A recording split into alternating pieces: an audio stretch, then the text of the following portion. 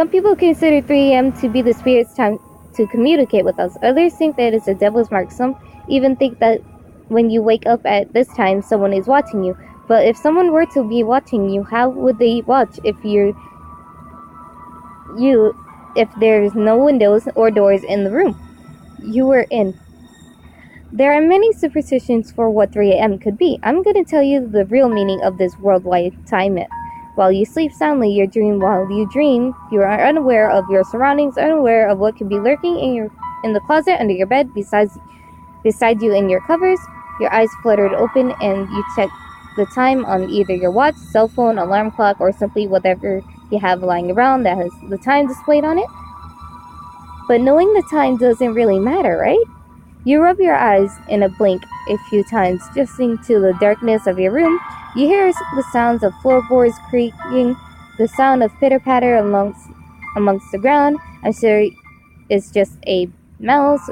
You think to yourself, maybe it's just a mouse or a large rat, a very large rat indeed, be making such a loud noise. These footsteps. You dare not to look over to the edge of your bed, for you're paralyzed in your fear. You're not just scaring yourself enough already with those foolishness. You tell yourself, but is it foolishness or is it a reason to be scared? Are there monsters under the bed waiting to snatch your feet and pull you under the bed when you get up in the middle of the night to use the restroom or get a drink of water? You do not believe in monsters. Those were stories that your mother or father told you years ago as a child. The boogeyman, Sandman, and other monster stories were just stories to give you a spook, right? Yeah, right. Monsters aren't real. You think and chuckle at your childish fears, but wait, what was that? That pitter-patter of feet seemed to be getting closer. You squeeze your eyes tightly and shut as you hear the long screech of your door opening, even so ever so slowly. Was that of a giggle you just heard? No, of course not. Mice don't giggle, neither do rats. You're being delusional. You open your eyes slowly and stare at your ceiling. There is movement under your covers.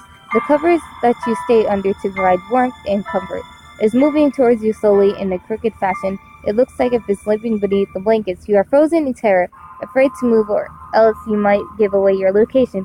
You feel something tugging at your loose clothes that you wear. Oh Jesus, what is that? You yank away the covers to throw them onto the ground and gasp at what you see. The creature is lopsided, grotesque, in a way that make your stomach turn in knots. It wears a torn fabric. It looks like 100 years old.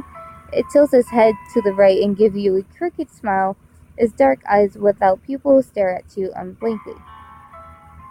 You slowly begin to push yourself up onto the sitting position, backing away from this creature. This doesn't seem to be bothering it though. It simply limps closer and closer to you until it's reached your legs and pulls itself onto you and begins to crawl slowly, oh slowly. It bears a crooked, toothy grin. Its gray skin hangs from its bony body. It smells horror and a smell you never not come to face before, but you know the smell even without having smelled it before. It's the smell of rot, but not like any rot, the stinky scent of raw flesh and blood. What are you going to do? You think and lick your lips, eyes wide, not removing them from the creature.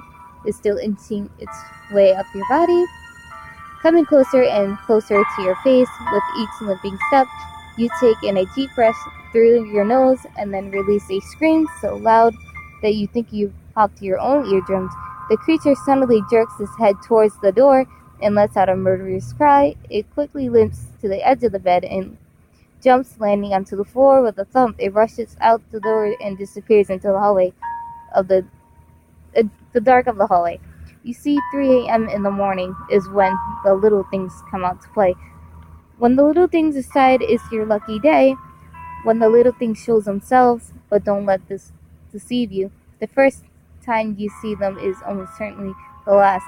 You are lucky if you can get away safely. I cannot tell you how to deal with the little things, for they are everywhere in the home. Every hole, nook, and cranny of your house has. How many you have in your home is not a question answered easily. All I can tell you is that there are many. They studied you and planned your demise, no matter they reek of death,